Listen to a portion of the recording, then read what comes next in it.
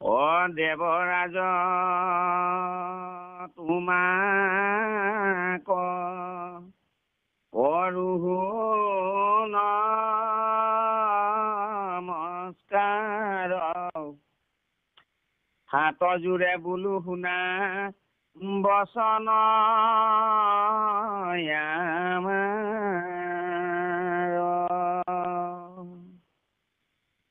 অযোধ্যাৰ লোকৰ আমিষেহ বেপ্ৰাণ মুখ বিনা সুপনতো নিশ্চিন্ত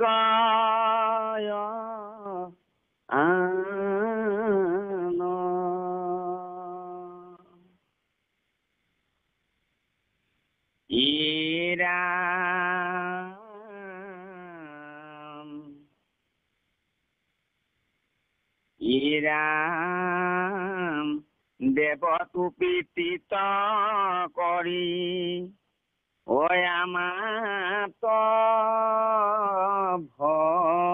ভকতি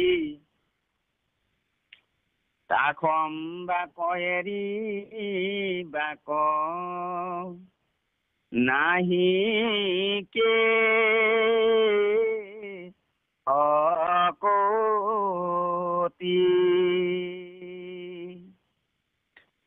স্বৰ্গ লাগি গলে মই পাইবয়ো প্ৰতাপ ভকতক পৰিত্যাগ হুৱে মহাপাপ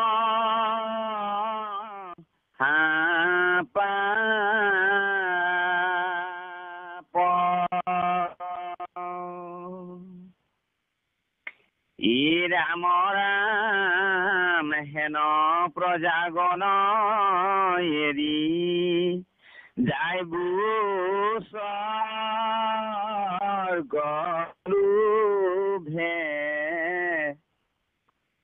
প্ৰজায়ে সহিতে মোক নৰক তহুভে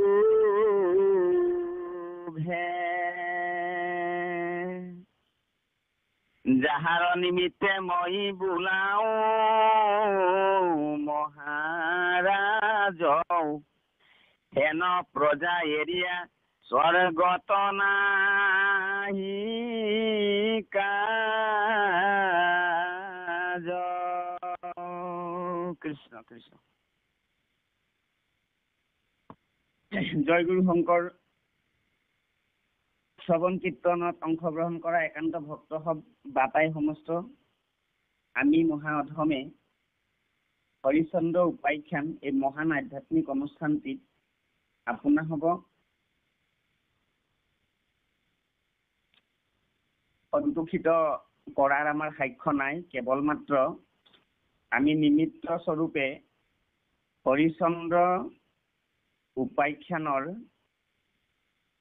483 শ্লোক সংখ্যাৰ পৰা আপোনাভাৱে যিটো দায়িত্ব আমাক অৰ্পণ কৰিলে, আমি পাঠ ভিত্তিক আপোনাহক মহামহন্তৰ পূৰ্ণ সহায় সহযোগিতাৰ মাধ্যমেদি আমি পৰ্যালোচনা নিমিত্তে অগ্ৰহ হোৱা গৈছে। আগৰ পাঠ দুলৰী চন্দ পদচন্দত সুন্দৰভাৱে বিশ্লেষণ আপোনাভাৱে শ্ৰৱণ কৰিছে। আমি 83 শ্লোক সংখ্যাৰ পৰা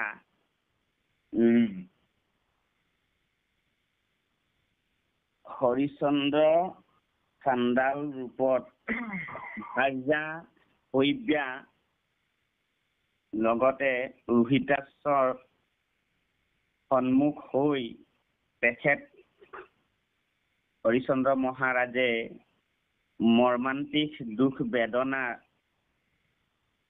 অনুভৱ কৰি ভাৰ্যা শৈব্যা ৰোহিতাস্য তেখেতৰ সহধৰ্মিনী পুত্ৰ সন্তানটিক লগ পাই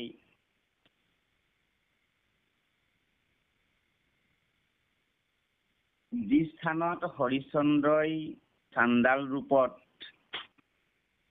মনুষ্য শৰীৰ দাহ কৰাৰ যি দায়িত্ব পালন কৰি আছিল, সেই দায়িত্ব পালন কৰি থকা সেই শ্মশানতে শৈব্যা আৰু ৰোহিতাশ্বক তেওঁ লাভ কৰিছে, লগ হৈছে, সন্মুখ হৈছে, আৰু পাঠভিত্তিক আলোচনাতে পোৱা গৈছে এই ধৰ্মই চাণ্ডাল ৰূপত হৰিশ্চন্দ্ৰক চাণ্ডালৰ কৰ্ম কৰিবৰ কাৰণে তেখেতক নিযুক্তি কৰিছে এজন কৰ্মী বা শ্ৰমিক হিচাপে। আৰু কোৱা গৈছে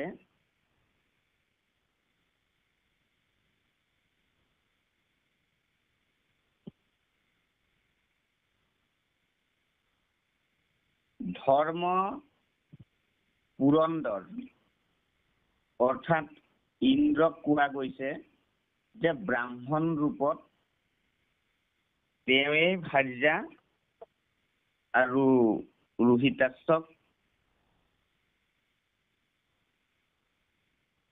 ব্ৰাহ্মণ ৰূপত তেওঁ দুইজনকে গৃহকৰ্মৰ বাবে শ্ৰমিক হিচাপে তেখেতে নিযুক্তি কৰিছে বা দাস হিচাপে তেখেতে কিঞ্চিত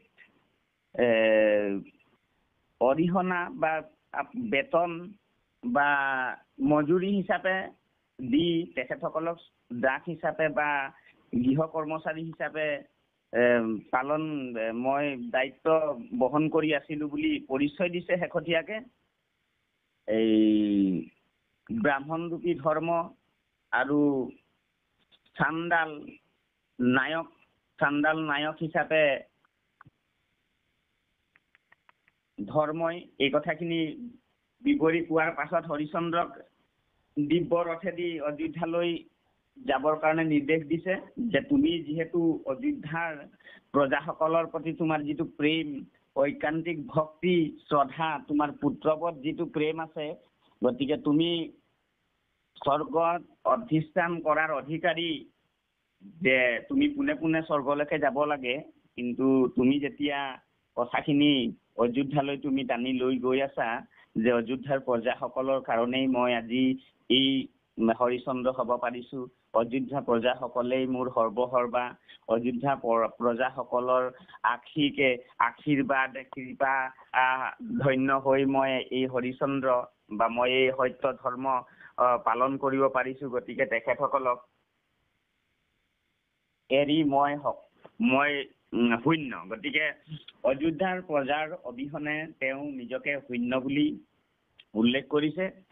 আৰু যতদূৰ সম্ভৱ আমি গম পাইছো পাঠভিত্তিক যে অযোধ্যাৰ প্ৰজাসকলেই হৈছে হৰিশ্চন্দ্ৰ ৰজাৰ সৰ্বেসৰ্বা, গতিকে সেইসকলক তেওঁ ভকত হিচাপে গ্ৰহণ কৰিছে।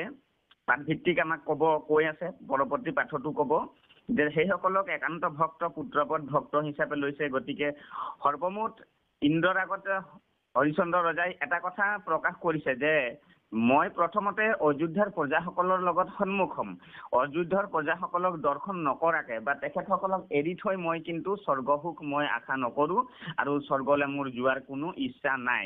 এইবুলি ইন্দ্ৰই হৰিশ্চন্দ্ৰ ৰজাৰ পদ্মমুখতে কথাখিনি শুনিছে। শুনাৰ পাছত হৰিশ্চন্দ্ৰ যে ভকত বৎসল বা তেখেত যে ভকত প্ৰিয় এজন সেৱক, গতিকে ইন্দ্ৰয়ো বুজি পাইছে বিষয়বস্তুটো, বুজি পাই তেখেতক অযোধ্যালৈ যাবৰ কাৰণে অনুমতি প্ৰদান কৰিছে। আৰু হৰিশ্চন্দ্ৰই বাৰে বাৰে কৈ আছে যে মোৰ কাৰণে এই ভক্তসকলেই সৰ্বস্ব আপোন, গতিকে এই প্ৰজাসকলক এৰি থৈ গ'লে মই কিমান দুখ পাব লাগিব বা মই স্বৰ্গত গৈও মই যে শান্তিৰে থাকিব নোৱাৰিম, এই কথাটো পাঠভিত্তিক বিশ্লেষণ হৈছে। পাঠত আহিছে কথাখিনি যে তাখম বাক্য এৰিবাক নাহিকে শপতি, স্বৰ্গ লাগি গৈলে মই পাইবো উপতাপ বুলি কোৱা গৈছে। উপতাপ ভকতক পৰিত্যাগ হুৱে মহাপাপ। এইটো বৰ সুন্দৰ কথা এটা কৈছে যে স্বৰ্গত গ'লেও আচলতে ভকতসকলক এৰি মই যদি স্বৰ্গলৈও গুচি যাওঁ, কিন্তু তাতো মই এই তাপৰ পৰা উদ্ধাৰ নাপাম, তাতো মই তাপিত হ'ম। গতিকে ভকতক পৰিত্যাগ হুৱে মহাপাপ, ভকত ত্যাগ কৰা কথাটো কিন্তু মহাপাপ। এই কথাটো হৰিশ্চন্দ্ৰৰ যোগেদি পাঠভিত্তিক হিচাপে আমাক কোৱা গৈছে। আচলতে আমি অন্য গ্ৰন্থৰ উপমালৈ আমি যদি যাব খোজো তেতিয়া আমি এটা কথাই পাওঁ, আচলতে হৰিশ্চন্দ্ৰ ৰজাই নিজৰ যিখিনি প্ৰজা, অযোধ্যাৰ যিখিনি প্ৰজা আছিল, কাৰণ তেওঁ 10,000 বছৰ ৰাজত্ব কৰিছে অযোধ্যা নগৰখন, গতিকে অযোধ্যাৰ নিপতি হৈ থকা অৱস্থাত তেওঁ সকলো কিন্তু নিজকে সৰ্বে বুলি ভবা নাই। এই কথাটো আমি জানি ল'ম এতিয়া। নিজকে সৰ্বে অৰ্থাৎ অল ইন অল, ময়ে সৰ্বে ময়ে সকলো, ময়ে কৰিব পাৰিছো, ময়ে কৰি আছো, মোৰ দ্বাৰা হৈ আছে অযোধ্যা নগৰী, এই কথাটো তেওঁ মানে সম্পূৰ্ণ প্ৰজাকহে স্বতন্ত্ৰতা দিছে, মানে যিখিনি এই তেওঁৰ স্বতন্ত্ৰতা, নিজস্ব স্বতন্ত্ৰতা আছে, সকলোখিনি কিন্তু প্ৰজাৰ আগত অৰ্পণা কৰিছে। আৰু সেইসকলক তেওঁ ভকত সজাইছে যে মই ভকতসকলক ত্যাগ কৰি কেতিয়াও যাব নোৱাৰো, কাৰণ সেই ভকতসকলৰ মাধ্যমেদি মই আজি হৰিশ্চন্দ্ৰ ৰূপে যেনেকে যি অৱস্থাতেই নাথাকো লাগিলে, কিন্তু সেইসকলে মোক কিন্তু এৰা নাই, গতিকে মই সেইসকলক ত্যাগ কৰিব নোৱাৰিম। আৰু এইসকলক ত্যাগ কৰাৰ লগে লগে মই স্বৰ্গত গৈও বিভিন্ন তাপিত হ'ম, হয়তো মনতাপ, মানে তেওঁ মনত বহুত কষ্ট পাব, এনেধৰণে তাপৰ কথা কোৱা গৈছে।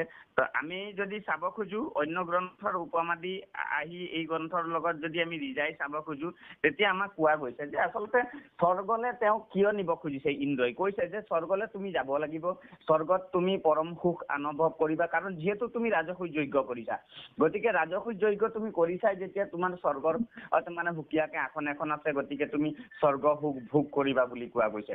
কিন্তু প্ৰকৃতত যদি আমি চাব খোজো, হৰিশ্চন্দ্ৰ এজন ৰজা হিচাপে আমি নলৈ তেখেতক যদি এজন ভকত হিচাপে ল'ব খোজো, তেতিয়া কথাখিনি স্পষ্ট এইটো কাৰণেই হ'ব যে ভকতে আচলতে একো সুখ আশা নকৰে, স্বৰ্গ সুখকো ভকতে কেতিয়াও আশা নকৰে। ভকতে এটাই মাত্ৰ আশা কৰে যে ভকতে সদায় ভকতৰ সং, ভকতৰ কাৰণে স্বৰ্গ সুখ, ভকতিৰ সুখৰস মুকুতিত নাই, মুকুতিৰ সেৱাৰস ভকতিত পায়। এই কথাটো আমি কোৱা গৈছে যে ভকতিৰ সুখৰস মুকুতিত নাই, মুকুতিৰ সেৱাৰস ভকতিত পায়।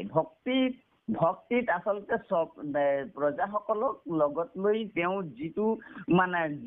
যিটো আনন্দ উপভোগ কৰি আছে, সেইটোৱে হৈছে ভক্তিৰ সুখ তেওঁ লাভ কৰিছে। আৰু এই সুখটো যে হৰিশ্চন্দ্ৰ ৰজাই স্বৰ্গত নাপায়, বা ভগৱন্তৰ শ্ৰৱণ আৰু কীৰ্তনৰ সুখটো যে স্বৰ্গত নাই, এই কথাটো তেওঁ কিন্তু গম পাইছে। স্বৰ্গ সুখত কেৱল উপভোগী সুখখিনিহে স্বৰ্গত পোৱা যায়। উপভোগ কৰিবৰ কাৰণে বিভিন্ন অপেশ্বৰী, নৰ্তকী, অপেশ্বৰা, এইসকলৰ লগত নৃত্য গীত মানে ৰং ৰহস্য ইত্যাদি ধৰণে আৰু মানে সুন্দৰ মানে ভোগ উচ্চ স্তৰৰ ভোগ, যিবিলাক আৰু ধৰক এই পৃথিৱীত ভোগ নাপায়, সেইবিলাক ভোগ স্বৰ্গত পায়। এই কথাটো আপোনাৰ সবেও জানে। গতিকে সেইটো হৈছে ভোগীবাদী স্থান। গতিকে সেইটো ভোগীবাদী স্থানত হৰিশ্চন্দ্ৰ একান্ত ভক্তজনে সেই বস্তুটো আশা কৰা নাই, তাৰ কাৰণে তেখেতে বাৰে বাৰে ইন্দ্ৰক মানা কৰি আছে।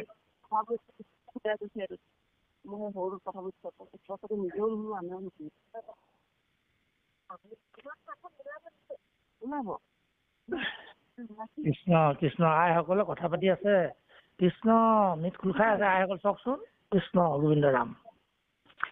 অসুবিধা ৰাম হেন প্ৰজাগণ এৰি যাইবো স্বৰ্গ লোভে, প্ৰজায়ে সহিতে মোক নৰকত শুভে। প্ৰাণৰ আত্মাসমূহ এই প্ৰজাসকলক এৰি মই স্বৰ্গলৈ যোৱাতকে মোক শোভা নাপায়, আৰু মই এই প্ৰজাসকলক প্ৰাণতকৈও প্ৰিয় এই প্ৰজাসকলক এৰি গলে মোক কিন্তু স্বৰ্গত শোভা নাপায়, আৰু মই এই প্ৰজাসকলৰ লগত নৰকতেই মোক শোভা পাব। আৰু যিহেতু মই প্ৰজাবৎসল, গতিকে প্ৰজা পালক, মই প্ৰজাবৎসল, গতিকে মই কেতিয়াও প্ৰজাক ত্যাগ কৰিব নোৱাৰো। ইৰাম যাহাৰ নিমিত্তে মই বোলাও মহাৰাজ, হেন প্ৰজা এৰিয়া স্বৰ্গত নাহি কাজ।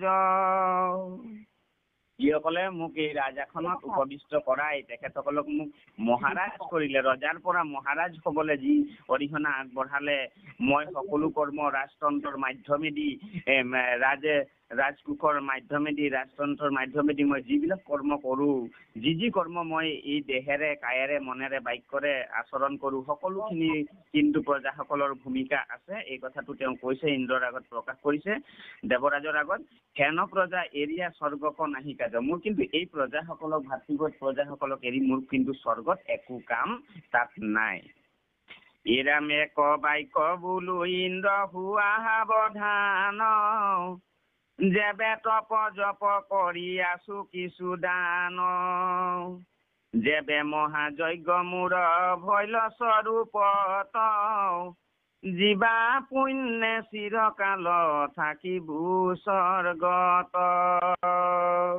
মই কি কৰ্ম কৰিছো এই কথাখিনি ইন্দ্ৰ তুমি মোক আগতে বৰ্ণনা কৰিছা, যে মই যজ্ঞ কৰিলো, যজ্ঞ কৰাৰ ফলত মোৰ পুণ্য হ'ল, দান কৰিলো পুণ্য হ'ল, যিখিনি কৰ্ম কৰিছো মোৰ পুণ্য অৰ্জন মই কৰিলো। কিন্তু সেই পুণ্যৰ ফলত মই যদি স্বৰ্গলৈও যাওঁ, তোমাৰ কথাত ইন্দ্ৰক কৈ আছে, তোমাৰ কথাত যদি মই যজ্ঞ কৰাৰ কাৰণে যদি মই স্বৰ্গলৈ যাবলগীয়া হয়, কিন্তু সেই স্বৰ্গত গৈও মই এই যিখিনি মই কৰ্ম কৰিলো, হঠাৎ কৰ্ম কৰা গৈছে মোৰ দ্বাৰা, এই শৰীৰৰ দ্বাৰা, সেই কৰ্মখিনি মই কৰাৰ বিনিময়ত যদি তুমি স্বৰ্গলৈ লৈ যাব খোজা, তেন্তে স্বৰ্গত মই কিন্তু আৰু বেছি দিন থাকিব নোৱাৰিম। যিহেতু এই কৰ্মখিনিৰ পৰা যিটো পুণ্য অভ্যুদয় হৈছে, এই পুণ্যখিনি থকালৈকে মই স্বৰ্গত থাকিব পাৰিম, কিন্তু দুনাই পুণ্য ক্ষয় হলে দুনাই নৰকত মজে। আকৌ মই এই পৃথিৱীলৈ আহিব লাগিব পুণ্যখিনি ক্ষয় হলে। গতিকে এতেকে তুমি চোৱা, মই প্ৰজাসকলৰ লগত যিটো শ্ৰৱণ কীৰ্তন ভক্তি আচৰণ কৰি বা প্ৰজাসকলৰ আতিথ্য গ্ৰহণ কৰি মই যিবিলাক প্ৰজাসকলক সংগে হুৱে বামে হৃদয়ত গ্ৰহণ কৰি তেখেতসকলৰ মৰম প্ৰীতি স্নেহ মানে ভক্তি সেইখিনিক মই লৈ যিটো প্ৰজায়েৰে মই ৰাজ্য শাসন কৰি আছো, ইয়াতেই মই পৰম সুখী হৈ আছো। এতেকে মোৰ স্বৰ্গলৈ যোৱাৰ কিন্তু কোনো ইচ্ছা নাই বুলি হৰিশ্চন্দ্ৰ ৰজাই দেশত কৰিছে। কৃষ্ণ ইৰাম প্ৰজাৰণী প্ৰয়াম, যেবে মহাযজ্ঞ মূৰ ভৈল স্বৰূপত, জীৱা পুণ্যে চিৰকাল থাকিব স্বৰ্গত। প্ৰজাৰ নিমিত্তে মই কৰিলো উৎসৰ্গ, মূৰ পুণ্যে প্ৰজাৰ সহিতে যাইব স্বৰ্গ। মই স্বৰ্গলৈ যাম, কিন্তু গলেও মই যে যিবিলাক কৰ্ম কৰিলো, এই কৰ্মখিনি কৰাৰ আৰু যিখিনি পুণ্য ৰাখি আছে, এই সকলো পুণ্যৰ ভাগি কিন্তু মোৰ প্ৰজাসকলে। এই কথাটো তেওঁ কৈ আছে। তেখেতে কৈ আছে যে মই হৰিশ্চন্দ্ৰ ৰজাই এটা কথা ক'ব খুজি আছে, আপোনাক আৰু মোক ক'ব খুজি আছে, আপোনা হবক আমাক, যে মই যিখিনি কৰ্ম কৰিলো, এই কৰ্মৰ পৰা যিখিনি পুণ্য অৰ্জন হৈছে, সেই পুণ্যৰ কিন্তু সম্পূৰ্ণ মানে ভাগিদাৰী মোৰ প্ৰজাসকলো হ'ব। কাৰণ মই যি সৎকৰ্ম কৰিছো, সেইসকলে মোক কিন্তু যথেষ্ট অৰিহণা যোগাইছে। এই কথাটো ৰজাই বেকত কৰিছে। আৰু যদিও যাব লগা হৈছে, স্বৰ্গলৈ যাব লগা হ'ব, কিন্তু মই প্ৰজাসকলক এৰি যাব খোজা নাই, আৰু লগতে প্ৰজাসকলো মোৰ লগত কিন্তু যাব লাগিব। এই কথাটো তেওঁ প্ৰকাশ কৰিছে। ইন্দ্ৰ কহুনায়া ৰাজা বুলি এহি বাণী, তিলকুখয়ানি ওচৰ গিলা দিয়া পানী, গুৰুবধ ব্ৰহ্মবধ জীৱাজনে কৰে, গুৰু মাৰে ব্ৰাহ্মণৰ সুবৰ্ণ কহৰে, গুৰু দ্বাৰা হৰে আৰু কৰে হুৰা পান, ভকতক ত্যাগে নোহে ততুল্য সমান। গুৰুবধ ব্ৰহ্মবধ জীৱাজনে কৰে, গুৰু মাৰে ব্ৰাহ্মণৰ সুবৰ্ণ কহৰে, গুৰু দ্বাৰা হৰে আৰু কৰে সুৰাপান। এইখিনি পঞ্চপাপৰ কথা কোৱা হৈছে। বাপ সমস্ত আপোনালোকে পাইছে, পঞ্চ মহাপাপৰ কথাখিনি কোৱা হৈছে। যে পঞ্চ পাপ কি বুলি কোৱা গৈছে, এই কথাখিনি অকমান সাৱধান হব লগা, আৰু আমাৰ মানে আটাইতকৈ ডেঞ্জাৰ বিষয় এইখিনি। এই ডেঞ্জাৰ বিষয়টো হৈছে এই গুৰুবধ পিতৃবধ গুৰুবধ সুৰাপান কৰে অগম্যা গমন কৰে গৰু তিৰি মাৰে। এতিয়া গুৰুদ্বাৰ হৰে অৰ্থাৎ গুৰু পত্নী হৰণৰ কথা কোৱা গৈছে। গুৰু পত্নী হৰে অগম্যা গমন কৰে গৰু তিৰি মাৰে সুবৰ্ণক হৰে মিত্ৰৰ দুহ আচৰে। এইখিনিক আপুনি মই জানি থকাৰ দৰে পঞ্চপাপ বুলি কোৱা গৈছে। এইখিনি কৰ্ম গুৰুবধ ব্ৰহ্মবধ গোবধ ব্ৰাহ্মণৰ সুবৰ্ণ হৰে এইখিনি কৰ্ম যিজনে আচৰণ কৰে, যিজনে সিদ্ধ কৰে, তেখেতক পঞ্চপাতকী বা পঞ্চ মহাপাপ সিদ্ধ কৰাৰ কাৰণে পঞ্চ মহাপাপী বুলি কোৱা গৈছে। আমাৰ সৰ্বসাধাৰণতে কি হয়, শাস্ত্ৰবিলাক পাঠ ব্যাখ্যা আলোচনা সৰ্বভাৰতবৰ্ষতেই ইতিমধ্যে হৈ আছে বুলি কোৱা গৈছে। আৰু যিমান দূৰ যতদূৰ সম্ভৱ হৈছে শ্ৰীমন্ত শংকৰদেৱ সংঘৰ মূলৰ প্ৰচাৰকেই হওক বা আমাৰ জিলা শাখাৰ প্ৰচাৰ সদস্যসকলেই হওক, A to Z প্ৰচাৰকসকলে বা অন্য যিবিলাক অনুষ্ঠান ধৰ্মীয় অনুষ্ঠান, আমাৰ ধৰক এখন ভাগৱতী, এখন শ্ৰীমন্ত শংকৰদেৱ সমাজ, এখন হৰিনাম ধৰ্ম সমাজ, যিমান অনুষ্ঠানেই নহওক, যি ধৰ্মীয় অনুষ্ঠান আধ্যাত্মিক অনুষ্ঠানৰ পৰাই প্ৰচাৰকসকলে ইতিমধ্যে প্ৰচাৰ কৰি আছে, সৰ্বভাৰতত কৰি আছে। শ্ৰীমন্ত শংকৰদেৱ সংঘৰ প্ৰচাৰক সকলো সময়তে পৰিশ্ৰম কৰা কথাটো আমি দেখা পাইছো। আৰু আমিও যতদূৰ সম্ভৱ আমিও দুই এভাগ অনুষ্ঠানলৈকে ওলাই গৈছো, কিঞ্চিত যতদূৰ সম্ভৱ হৈছে। তো এটা কথা, প্ৰচাৰ যিমান আমি কৰি গৈছো, যিমান দ্ৰুত গতিত, যিমান ধুমুহাৰ গতিত প্ৰচাৰ প্ৰসাৰ ইতিমধ্যে হৈ আছে, কিন্তু যদিও আমি ঠায়ে ঠায়ে কথাখিনি আলোচনা কৰি আহিছো যে পঞ্চপাতকীৰ কথাটো আমিও বহুত জেগাত বহুত ঠাইত আমি আলোচনা কৰি দিছো। আৰু বিশেষকে আমি প্ৰায় অনুষ্ঠান যিবিলাক কৰিবলৈ যোৱা হৈছে সকলোতে আমি অন্ন আৰু জুনিৰ বিচাৰটো আমি প্ৰায় কৰো। প্ৰায় সংক্ষিপ্তকে হ'লেও মানে আইসকলৰ কাৰণে বা বাপসকলৰ ছাত্ৰ ছাত্ৰীৰ কাৰণে আমি উদ্দেশ্যি অন্নজনী বিচাৰটো আমি খুব কৰো। অন্নজনী বিচাৰৰ প্ৰভাৱটো খুব পৰিব লাগে, ভকতসকলৰ গৃহে গৃহে এই প্ৰভাৱটো পৰিব লাগে বুলি আমি ভাবো।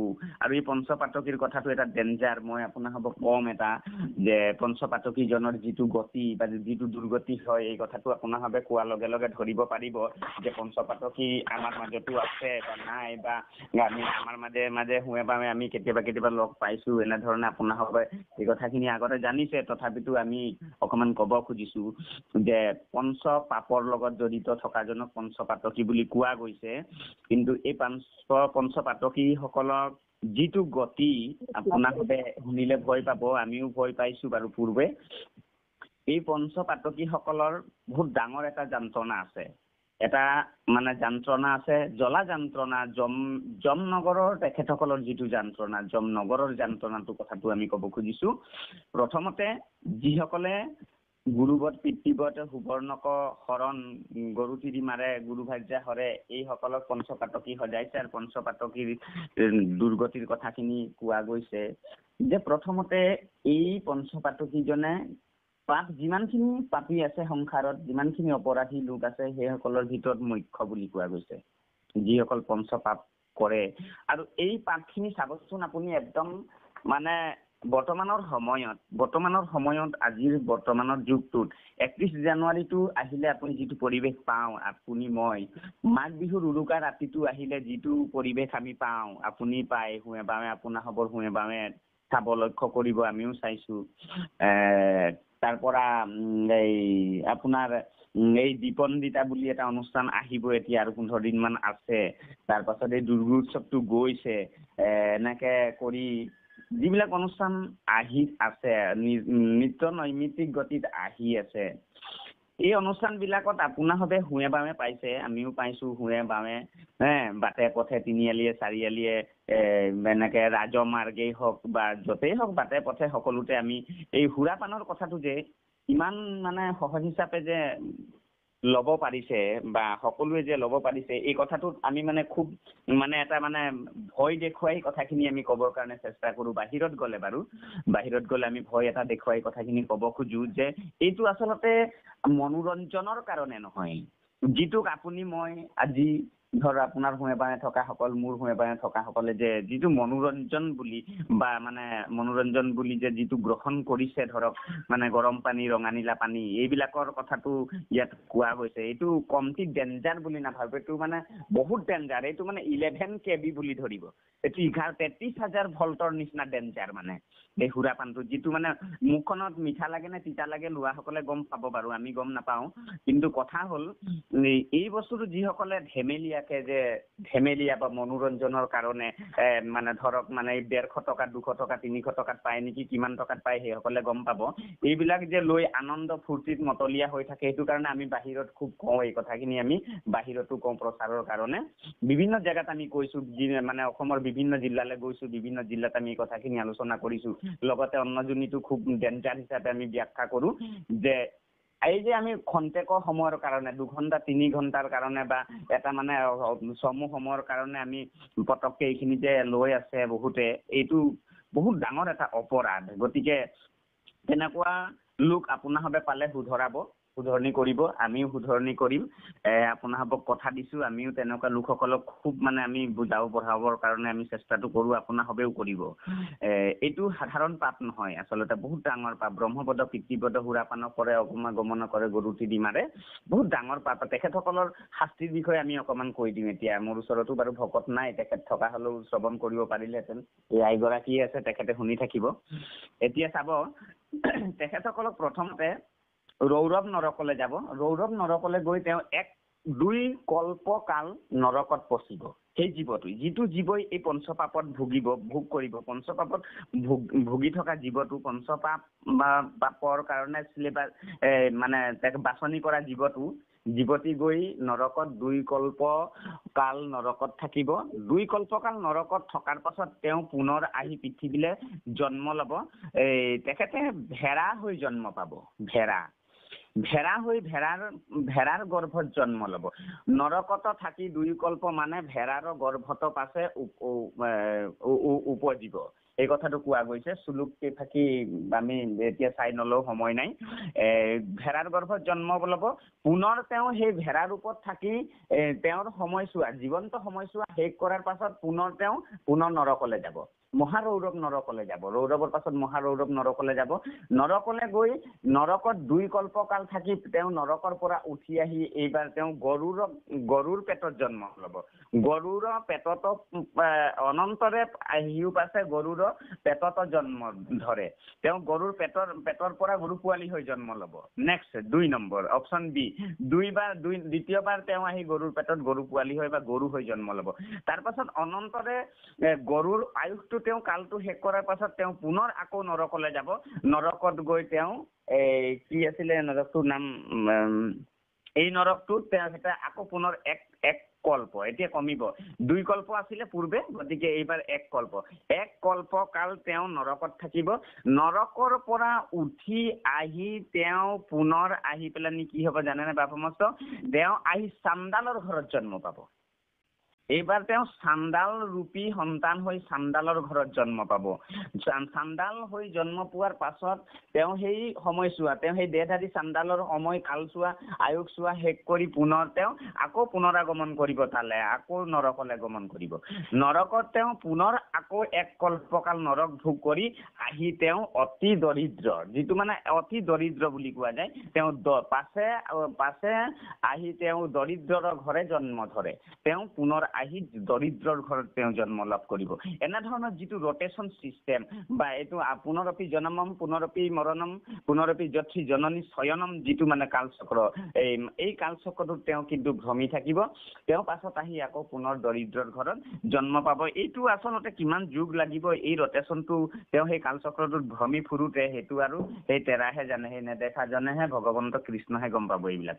এতিয়া সেই বিষয়বস্তুটো কিমান ডেঞ্জাৰ এইটো অনুভৱ কৰিলে অকমান গম পোৱা যায় যে আচলতে অকমান সময়ৰ কাৰণে এটা দিনৰ বাবে এটা নিৰ্দিষ্ট দিন 31 জানুৱাৰী ধৰি ললো, এই 1 জানুৱাৰী 31 ডিচেম্বৰ বা মাঘ বিহু উৰুকা ৰাতি এই খন্তেক সময়টোৰ কাৰণে বা বিভিন্ন পৰব মানে উৎসৱ এনে ধৰণৰ বিলাকৰ কাৰণে যিসকলে মানে জ্ঞাতে অজ্ঞাতে আপোনাৰ মোৰ জ্ঞাতে অজ্ঞাতে যিবিলাকে এইবিলাক ভুল কৰি আছে, অগম্য গমনটোতো কৰিব নোৱাৰে, কেতিয়াও গৰু গোবৰটো কৰিব নোৱাৰে, গুৰু পত্নী হৰিব নোৱাৰে।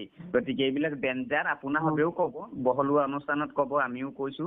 আৰু তাৰ পাছত কব খুজিছে যে পৰম ৰাম পৰম ভক্তক যিটো এৰে দুৰাচাৰ, ইহ পৰকালে দুখ নুগুছে তাহাৰ। তাৰ দ্বিতীয়তে কলে আমাক পৰম ভক্তক যিটো এৰে দুৰাচাৰ, যিজনে পৰম ভকত, ভগৱন্তৰ পৰম ভকত বুলি কোৱা গৈছে। আচলতে ভকত শব্দৰ অৰ্থটো আপোনাৰ হবে জানে যে ভপদে ভগৱন্ত ভয় বিমোচন ভজন ভক্তিত তুষ্ট হুৱন্ত যিজন, কপদে কৃষ্ণ ভজি পবিত্ৰ পৰম আত্মাত মানন্ত কৃষ্ণ সমস্ততে হম, তপদে তৰন্তৰ উপায় হৰণ।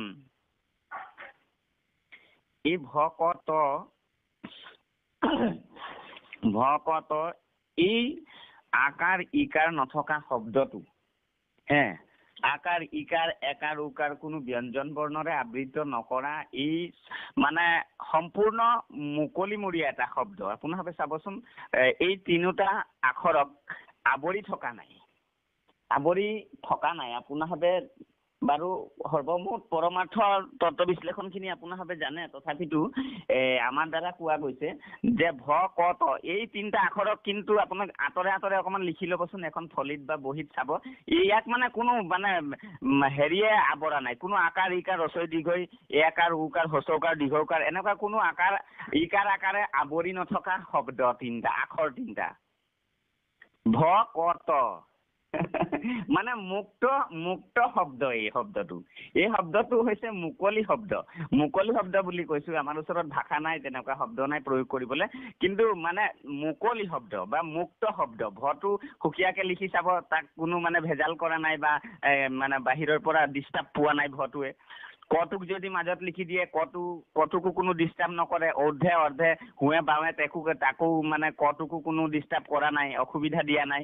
দন্তীয়া তটোৰ হুৱে বাৱে পূবে পশ্চিমে উত্তৰে দক্ষিণে তাকো কোনেও ডিষ্টাৰ্ব দিয়া নাই। গতিকে এই মুক্ত শব্দ যিটো আপুনি মই ভাষাৰে কবলৈ হলে মুক্ত শব্দ ভকত। ভক্ত শব্দটো হৈছে মায়াহীন আৰু জঞ্জালহীন শব্দ। দন্তীয়াত ভকত জঞ্জালহীন আৰু মায়াহীন বিষয়হীন শব্দটোৱে হৈছে ভকত শব্দ। এনেকুৱা শব্দ থাকে আৰু পৃথিৱীত আছে নে নাই নাজানো, কিন্তু মোৰ বোধে এনেকুৱা শব্দ আৰু নাই। কাৰণ ভকত শব্দটোৱে হৈছে উত্তম শব্দ।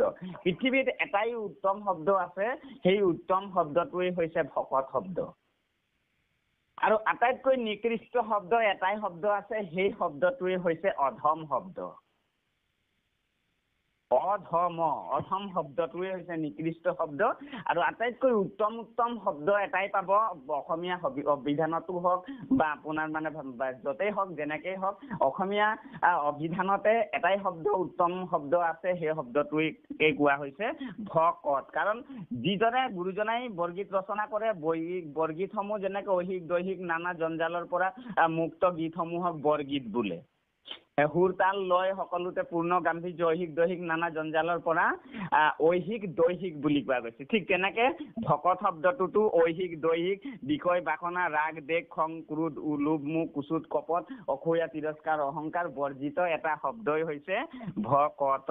গতিকে এই ভকতসকলক হৰিচন্দ্ৰ ৰজাই কোৱাৰ চলেৰে ভকতক মই ত্যাগ কৰি মই যাব নোৱাৰো, আৰু ইহ পৰকালে দুখ নুগুছে তাহাৰ। যিজনে ভকতজনক ত্যাগ কৰিব পাৰে, ভকতে ভকতক ত্যাগ যিজনে কৰে, সেইজনে আচলতে ভগৱন্তকেই ত্যাগ কৰে বাপ। এই কথাটো আমি বুজিম, এইখিনিতে চমুকে বুজিম যে যিজনে ভকতক ত্যাগ কৰিব খোজে সেইসকলে ভগৱন্তক ত্যাগ কৰাৰ বাৰাবৰি। কাৰণ নাম আৰু নামীৰ মাজত কোনো পাৰ্থক্য নাই বুলি কোৱা গৈছে। যিদৰে যেই নাম সেই হৰি জানো নিষ্ঠ কৰি আপোনো নামৰ সংগ নচাৰন্ত হৰি। গতিকে নাম আৰু নামীৰ মাজত পাৰ্থক্য নাই। যিজনে নাম ল'ব, হৃদয়ত যাৰ ৰামকৃষ্ণ নাম, মুখে ৰামকৃষ্ণ নাম যাৰ আছে, সেইসকলেই হৈছে ভগৱন্তৰ এটা অমূৰ্ত ৰূপ, দ্বিতীয় বিগ্ৰহ ভকত মূৰ্তি। আমি 4টা মূৰ্তিৰ কথা আপোনাৰভাৱে পাইছে, তথাপিতো আমি কথাখিনি কোৱাই গৈছে, গতিকে আমি কৈ দিছোঁ বাৰু। আপোনাৰভাৱে পূৰ্বে পাইছে ভকত মূৰ্তি, নাম মূৰ্তি, তাৰপাছত মনোময় মূৰ্তি, বাংময় মূৰ্তি, এই চাৰি ভাগ মূৰ্তিৰ কথা ভকতসকলে সকলোৱে পাইছে এইখিনি কথা, যে বাংময় মূৰ্তি পৰম ভাগৱত, নাম মূৰ্তি হৰি ৰাম এই মূল মন্ত্ৰ, কলিযুগে নাই তপ জপ যজ্ঞ যন্ত্ৰ, নাম মূৰ্তি। তাৰপাছত মনোময় মূৰ্তি, ভাই মুখে বোলা ৰাম, হৃদয়ে ধৰা ৰূপ, এতেকে মুকুতি পাইবা কহিলো স্বৰূপ ভাই। এইটো হৈছে ভকত মূৰ্তি, মনোময় মূৰ্তি আৰু ভকত মূৰ্তি। এই 4 ভাগ মূৰ্তি উপাসনা আমি সমস্তই কৰি আছো। এতিয়া ভকতৰ বিষয়ে মই অকমান কলো বা সমস্ত, আৰু এই 4 ভাগ মূৰ্তিৰ কথাও কোৱা হ'ল। পৰৱৰ্তী পাঠলে আমি পদবন্ধে আহিব খুজি আছো যে হেন জানি কিঞ্চি টেকু নেৰিবু প্ৰজাক, জায়ুক স্বৰ্গক ইন্দ্ৰ এৰিও আমাক। ইন্দ্ৰক ধমকি দিছে এতিয়া যে মই এই ভকতসকলক এৰি মই কলৈকো নাযাওঁ, তুমি এতিয়া স্বৰ্গলৈ যাব পাৰা, তোমাক মই বিদায় দিলো, গতিকে মই ভকতক ত্যাগ কৰি কেতিয়াও মই স্বৰ্গলৈ যাব নোৱাৰো, গতিকে তুমি ইন্দ্ৰ এতিয়া স্বৰ্গপুৰে গমন কৰা।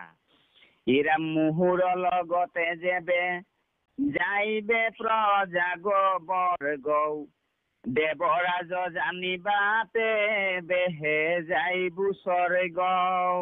মোৰ লগত যদি মোৰ প্ৰজাসকল যায় বা যাব খোজে, ইচ্ছা প্ৰজাসকলক লৈ যোৱাৰ মোৰ ইচ্ছা, এতেকে যদি মোৰ প্ৰজাসকল যাব খোজে মোৰ লগত, তেতিয়া মই কিন্তু স্বৰ্গলৈ যোৱাটো কিন্তু মই তোমাক না নকৰো, মই স্বৰ্গলৈ যাম, কিন্তু প্ৰজা সহিতেহে যাম।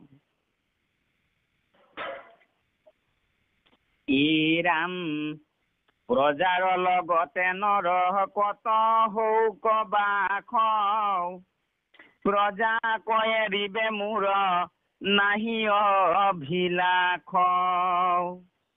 বাসবে বুলন্ত শুনিও ক মহাৰাজা, ভিন্নে ভিন্নে পাপ পুণ্য কৰি আছে প্ৰজা। এই কথাটো কৈছে ইন্দ্ৰই কব খুজি আছে যে হে হৰিশ্চন্দ্ৰ, হে ৰজা হৰিশ্চন্দ্ৰ, তুমি যে কৈ আছা তোমাৰ প্ৰজাসকলক মই লগত লৈ যাব লাগে স্বৰ্গলে, আৰু যদি প্ৰজা যাবৰ কাৰণে যদি এগ্ৰী হৈ যায়, তেতিয়া মই কিন্তু প্ৰজাসকলক প্ৰজা সহিতে মই যাব পাৰিম। এই কথাটো যে তুমি ব্যক্ত কৰিলা, তাৰ ওপৰত মই দুটামান কথা কওঁ, শুনাচোন হৰিশ্চন্দ্ৰ। তোমাৰ প্ৰজাসকলে কিন্তু তোমাৰ দৰেই, তুমি যিদৰে ৰাজসুই কৰি পুণ্য অৰ্জন কৰিলা, স্বৰ্গ ভোগৰ কাৰণে তুমি পাত্ৰ হলা, যোগ্য হলা, এতেকে এনেধৰণে, ঠিক তেনেধৰণে এই সংসাৰলৈ যিমানখিনি জীৱ আহিছে, এই সমস্ত জীৱখিনিয়ে নিজৰ নিজৰ কৰ্মত তেওঁলোকে ফল অৰ্জন কৰি আছে। গতিকে যাৰ যি কৰ্মফল আছে সেইমতেহে তেওঁলোকে এটা নিৰ্দিষ্ট বিধিয়ে আৰু বিধানে তেওঁলোকৰ বিধিয়ে আৰু ভগৱন্ত পুৰুষে নিৰ্ধাৰণ কৰি ৰখা এক সুকীয়া নিৰ্দিষ্ট স্থানতে সেইসকল যাব পাৰিব। গতিকে সেইসকলে প্ৰত্যেকজন প্ৰজাই নিজৰ নিজৰ কৰ্মফলবিলাক নিজৰ হাতত ৰাখিছে, এটা মুঠিত টোপোলা বান্ধি ৰাখিছে। গতিকে সেই অনুপাতে কৰ্মফল অনুপাতে তেখেতসকলে এই পৃথিৱীৰ পৰা তেওঁলোকেও মানে ঈশ্বৰৰ দিশে হওক বা স্বৰ্গৰ দিশে হওক, তেখেতসকলে কৰ্মফলৰ ওপৰত নিৰ্ভৰ কৰি তেওঁলোকেও যাব পাৰিব। এই কথাটো হৰিশ্চন্দ্ৰক বুজাইছে। একেলগে প্ৰজাক এৰিবে মোৰ নাহি অভিলাষ বাসৱে বুলন্ত শুনিও ক মহাৰাজ ভিন্নে ভিন্নে পাপ পুণ্য কৰি আছে প্ৰজা একেলগে কিমতে কৰিবা উপভোগ কেনে হেন বোলা তুমি বচন অযোগ্য। এই যে তুমি এটা কথা কলা এতিয়া যে প্ৰজাসকল গলেহে মই যাব পাৰিম, এই কথাটোক লৈ তোমাক মই এটা কথা কৈছো, সকলো জীৱই নিজৰ নিজৰ পাপ পুণ্যৰ ভাগিদাৰী হৈ আছে। গতিকে তেওঁলোকে যি যি কৰ্ম কৰিছে সেই কৰ্ম অনুযায়ী স্বৰ্গই হওক বা বৈকুণ্ঠলেই হওক বা তেখেতসকলে নিজৰ নিজৰ স্থানটো নিৰ্ধাৰণ হৈ আছে। গতিকে তুমি সেইসকলক নোহোৱাকে তুমি মোৰ লগত অকলেই যাব লাগিব। এই কথাটো যে তুমিহে মাত্ৰ কেৱল ৰাজসুই যজ্ঞ কৰি তোমাৰহে পুণ্য আছে, সেই যজ্ঞ পুণ্যটো তোমাৰ আছে, তুমি স্বৰ্গ সুখৰ কাৰণে মানে যোগ্য বা তুমি মনোনীত প্ৰাৰ্থী। এৰামে তুমি কৰি আছা মহাযজ্ঞ ৰাজসুয় চিৰকাল স্বৰ্গত থাকিবা দেৱ হুয়। তুমি ৰাজসুই যজ্ঞ কৰি তুমি পুণ্য অৰ্জন কৰিছা, তুমি স্বৰ্গত চিৰকাল থাকিবা। আপোনাৰ কৰ্মকেহে ভুঞ্জিবা কপাই কেন মতে প্ৰজা হমে হুইবা কথা। গতিকে ৰাজসুই যজ্ঞ কৰি তোমাৰ পুণ্যৰ ফলত তুমি স্বৰ্গৰ সুখ অনুভৱ কৰি লাভ কৰিবৰ কাৰণে তোমাৰ এটা সুকীয়া স্থান আছে। গতিকে এই সুকীয়া স্থানটো তোমাৰ কাৰণেহে মাত্ৰ কেৱল, এই কথাটো তেওঁ স্পষ্টকে দেৱৰাজ ইন্দ্ৰই বৰ্ণনা কৰি দিছে। এইৰামে যতে কহি জিল কৰ্ম প্ৰজাৰে হে বলে প্ৰজা যেবে নাহি কিবা কৰি বুয়ে কলে। এইবাৰ আকৌ হৰিচন্দ্ৰই আকৌ বৰ্ণনা কৰি আছে, ইন্দ্ৰক আগচি ধৰি কৈ আছে, হৰিচন্দ্ৰ বদতি শুনিও দেৱৰাজ যেনমতে আমাৰ হিয়াৰ অভিপ্ৰায়, মোৰ অভিপ্ৰায় যিটো হৃদয়ৰ অভিপ্ৰায় তুমি শুনা। যতেক সিজিল কৰ্ম প্ৰজাৰহে বলে প্ৰজা যেবে নাহি কিবা কৰিবয়ে কলে। মই যিমানখিনি ৰাজসুই কৰিলো বা যি যি যজ্ঞ কৰিলো, যিখিনি পুণ্য কৰ্ম কৰিলো, এই পুণ্য কৰ্মখিনি মই কিন্তু সকলো প্ৰজাৰ সহায় আৰু সহযোগিতা সম্পূৰ্ণ প্ৰজাসকলক যিহেতু হৰিশ্চন্দ্ৰই ভকত হিচাপে গ্ৰহণ কৰিছে আৰু এই ভকত ৰূপী প্ৰজাসকলৰ পূৰ্ণ সহায় সহযোগিতাৰ মাধ্যমেদি হৰিশ্চন্দ্ৰ ৰজাই যি যি নিত্য কৰ্ম আচৰণ কৰিলে, নিত্য নৈমিত্তিক কৰ্মৰ ৰাজকাৰ্য যিখিনি ৰাজকাৰ্য তেখেতে সমাধান কৰিলে, এই সকলো সমাধান কৰাৰ ক্ষেত্ৰত প্ৰজাসকলৰ ভূমিকা মাত্ৰ তেওঁ প্ৰথম স্থানত আছে। সেইটো কাৰণে হৰিশ্চন্দ্ৰ ৰজাই বাৰে বাৰে ইন্দ্ৰক অনুৰোধ কৰিছে যে মই প্ৰজাৰ অবিহনে মই অপূৰ্ণ হৰিশ্চন্দ্ৰ, মই এজন অপূৰ্ণ হৰিশ্চন্দ্ৰ, কাৰণ মই পৰিপূৰ্ণতা তেতিয়াহে পাম যেতিয়া মোৰ প্ৰজাসকলে মোৰ লগত সহযোগ কৰিব। এইটো এটা দাস্য ভক্তিৰ কথা কোৱা গৈছে বা সমস্ত এইখিনি বিষয়বস্তুৰ ওপৰত হৰিশ্চন্দ্ৰ গোটেই অধ্যায়টোৰ ওপৰত বা হৰিশ্চন্দ্ৰ ৰজাক যদি আপোনালোকে নিৰীক্ষণ কৰে বা হৰিশ্চন্দ্ৰ এই চৰিত্ৰটোক যদি বিশ্লেষণ কৰিব খোজে, পাঠভিত্তিকেই হওক বা পাঠৰ বাহিৰলৈ আহিয়ে হওক, হৰিশ্চন্দ্ৰ নামৰ এই দেহধাৰী জীৱটোক যদি আপুনি মই ল'ব খোজো, তেতিয়া ইয়াৰ এটা যিটো ৰূপ ওলাব, হৰিশ্চন্দ্ৰ নামৰ যিটো ৰূপ, দেহধাৰী জীৱতীৰ যিটো জীৱ আত্মা ওলাব, এইটো এটা বেলেগ চৰিত্ৰ বৰ্ণনা কৰিব। এইটো ভগৱন্তৰ part of god, a small part of god, ভগৱন্তৰ এটা অংশ স্বৰূপেহে এইটো বৰ্ণনা কৰিব পৰা হ'ব। পাছৰ পাঠলে বা অন্যান্য পাঠত ব্যাখ্যাকাৰসকলে আপোনালোকক সুন্দৰভাৱে বিশ্লেষণ কৰিব। আমি এই বিষয়বস্তুটোত আমি বহুত বেছি সময় আপোনালোকৰ পৰা ল'ব খোজা নাই, গতিকে আমি সেইখিনি অকণমান চমুকে ৰাখিব খুজিছোঁ, আপোনালোকে সেইখিনি পৰৱৰ্তী সময়ত ল'ব। তো সেইটো কাৰণে হৰিশ্চন্দ্ৰই বাৰে বাৰে কৈ আছে যে হৰিশ্চন্দ্ৰ বদতি শুনিও দেৱৰাই যেনমতে আমাৰ হিয়াৰ অভিপ্ৰায় যতেক সিজিল কৰ্ম প্ৰজাৰহে বলে প্ৰজা যেবে নাহি কিবা কৰিবই কলে। গতিকে প্ৰজা য'ত নাই ময়ো তাত নাই, এই কথাটো কৈছে। তাৰপাছত এতিয়া পাঠৰ সামৰণি দিশে এতিয়া উপদেশ দুটামান ক'ব। এইটো পুৰাণৰ কাহিনী বুলি উল্লেখ কৰিছে, এইখিনিতে চাব সমস্ত। ইৰাম পুৰাণ কাহিনী শুনা হবা সদ যত বৈষ্ণৱৰ দেখা কেনে কৃপাৰ মহত আপোনাৰ পুণ্য দিও প্ৰজা কপালয় তপ জপ যজ্ঞ দান যতে কোৱাশয়। ইৰাম পুৰাণৰ কাহিনী শুনা সবাহত যত বৈষ্ণৱৰ দেখা কেনে কৃপাৰ মহত্ব আপোনাৰ পুণ্য দিও প্ৰজাক পালৈ তপ জপ যজ্ঞ দান যতেক আশ্ৰয়। যিমানখিনি তপ জপ যজ্ঞ দানৰ যিখিনি কৃপাৰ পাত্ৰ কৃপাৰ ধন্য হৈছে হৰিচন্দ্ৰই, সেই সকলো পুণ্যখিনিক ভগাই দিব খুজিছে, তেখেতৰ মনেৰেহে ভগাই দিব খুজিছে। অৱশ্যে হৰিচন্দ্ৰ ৰজাই বাক্যেৰেহে কৈ আছে মাত্ৰ, এইখিনি আচলতে দিব পৰা দ্ৰব্য নহয়। এতিয়া পুণ্যখিনি তেওঁ সকলোকে ভগাই দিব নোৱাৰিব, কাৰণ পুণ্য যি অৰ্জন কৰিব তেওঁৰ লিষ্টতে তেওঁৰ টোপোলাতহে থাকিব। আপুনি যিমানখিনি পুণ্য সৎ কৰ্ম কৰিছে, নানা হত কৰ্মক কৰয় নিতে নিত তাহাকে জানিবা ৰাজা তাৰ নাম চিত্ত। গতিকে তেওঁ চিত্তটো লগাই কায় বাক্য মনেদি চিত্ত লগাই তেখেতে যিখিনি কৰ্ম আচৰণ কৰিছে, এইখিনি কৰ্ম প্ৰত্যেকটো জীৱৰে নিজৰ নিজৰ পুণ্যৰ টোপোলাতে থাকে। দিব খুজিলেও আচলতে দিব পৰা এই ভাগ দ্ৰব্য তেনেকুৱা দিব পৰা সুবিধা নাই বুলিয়ে শাস্ত্ৰই কৈছে। গতিকে পিণ্ডয়ো বুজাবৰ কাৰণে চেষ্টা কৰিলে যে যিজনে পুণ্য অৰ্জন কৰিব সেই পুণ্যৰ ভাগটো তেখেতে মানে ভোগ কৰিব। কিন্তু আপুনি মই শ্ৰৱণ কীৰ্তন ভক্তি ধৰ্মৰ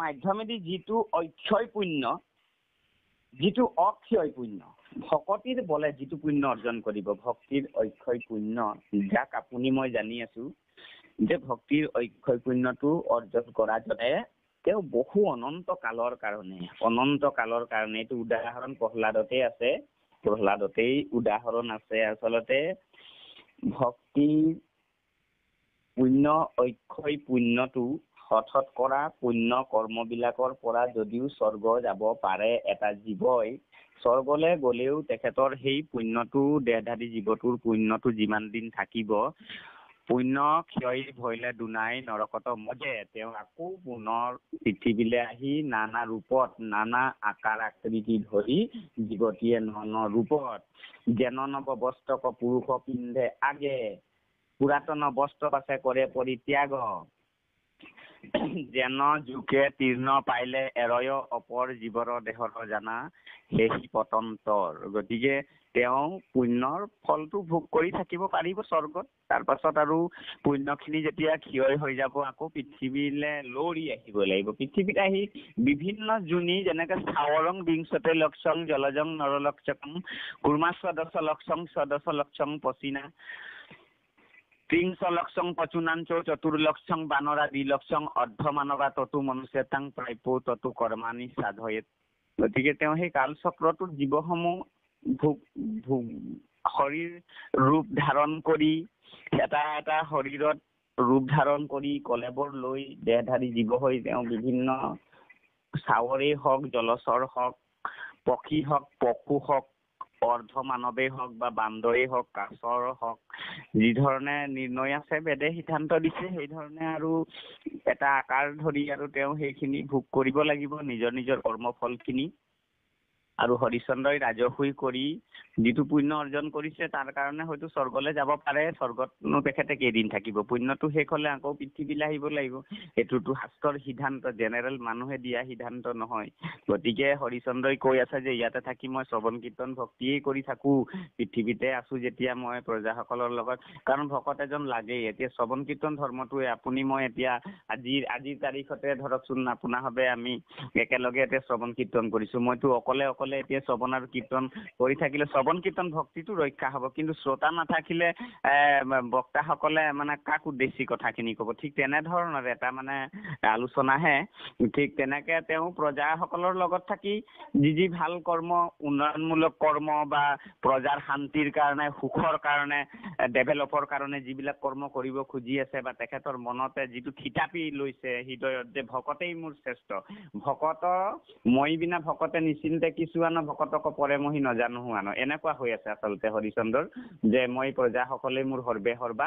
আৰু প্ৰজাসকলৰ মাজতেই তেওঁ যিটো ঐকান্তিক সুখ বিচাৰিছে, তেখেতে যিটো সুখ বিচাৰিছে সেই সুখটো আচলতে ভগৱন্তৰ ভগৱন্ত পুৰুষ হিচাপে তেখেতে ভগৱন্তৰ অনুগ্ৰহৰ পাত্ৰ হৈ ভগৱন্তৰ এটা অংশ জীৱ হৈ হৰিশ্চন্দ্ৰই প্ৰজাবৰ্গক তেওঁ প্ৰজা হিচাপে লোৱা নাই। তেখেতে একান্ত আত্মসম দৃষ্টিৰে তেখেতে গণ্য কৰি আছে। সেইটো কাৰণে তেখেতে এৰিব খোজা নাই আৰু এৰিব পৰা নাই। মানে তেখেতে এটা হৃদয়ত চাগে খুব দুখ পাইছে।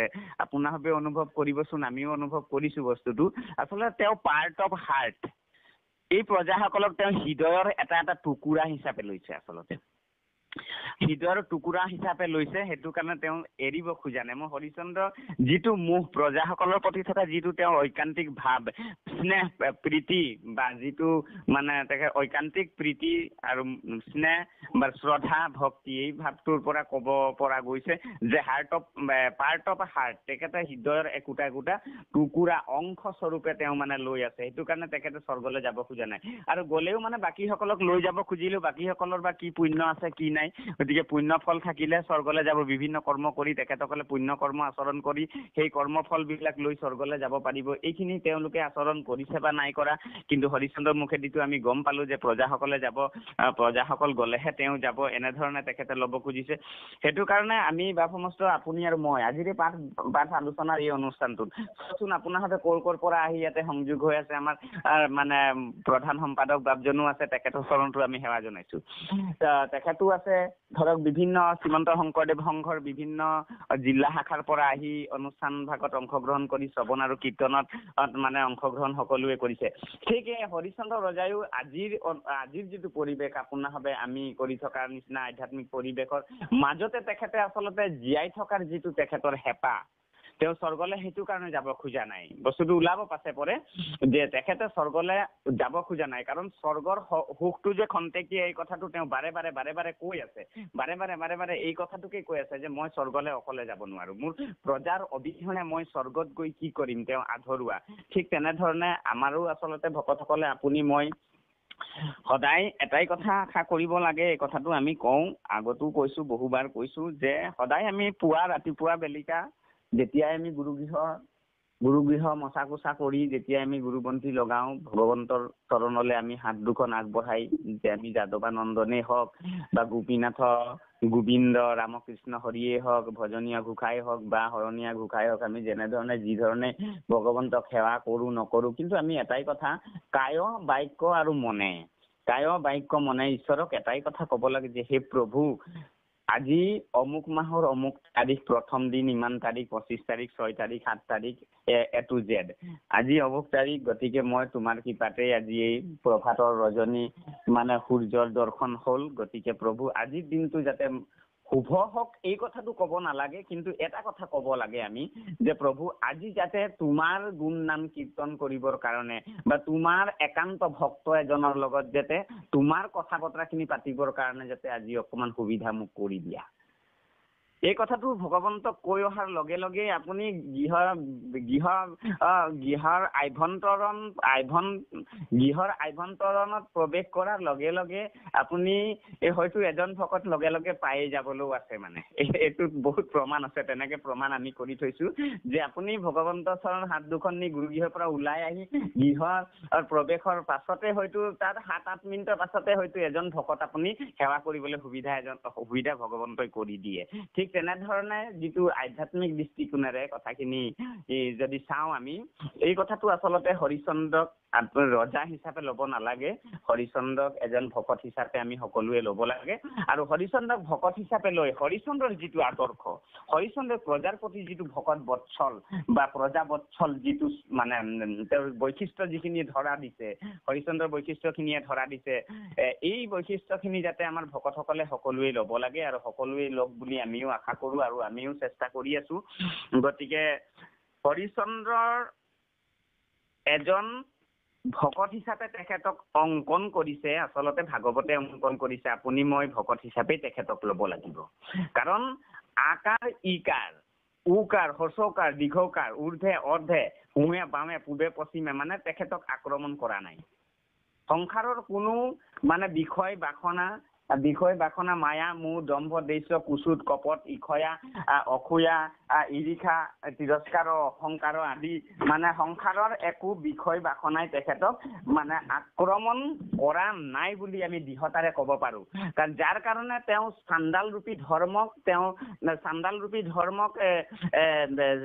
তেওঁ নিজেও তেওঁৰ দাস হিচাপে দাসত্ব স্বীকাৰ কৰিছে। চাণ্ডাল ৰূপত তেওঁ দাসত্ব স্বীকাৰ কৰিছে।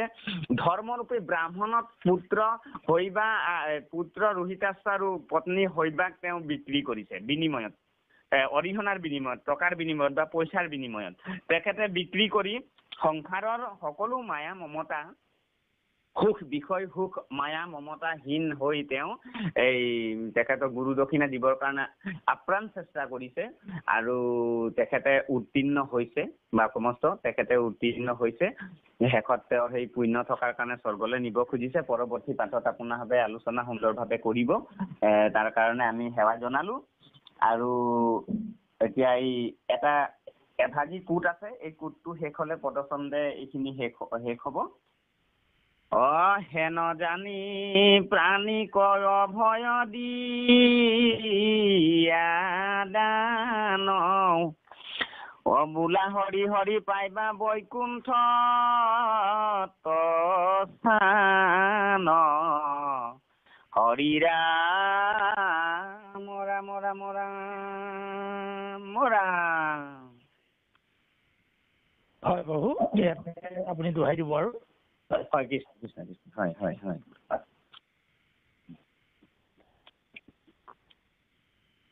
কৃষ্ণ কৃষ্ণ কৃষ্ণ।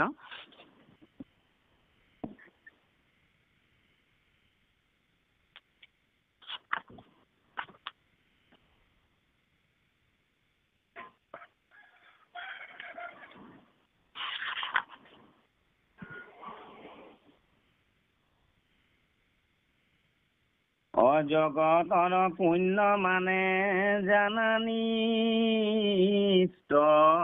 কৰি,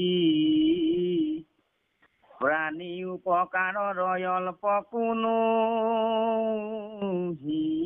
হৰি, ৰাম হেন জানি প্ৰাণী কয় ভয় দিয়া দান, বোলা হৰি হৰি পাইবা বৈকুণ্ঠ স্থান, হৰি ৰাম ৰাম ৰাম ৰাম। কৃষ্ণ কৃষ্ণ। জয় ৰাম জয় ৰাম, জয় নাৰায়ণ, জয় নাৰায়ণ, জয় কৃষ্ণ, জয় কৃষ্ণ, জয় জগতগুৰু শ্ৰীমন্ত শংকৰ, জয় জগতগুৰু শ্ৰীমন্ত শংকৰ। কৃষ্ণ কৃষ্ণ।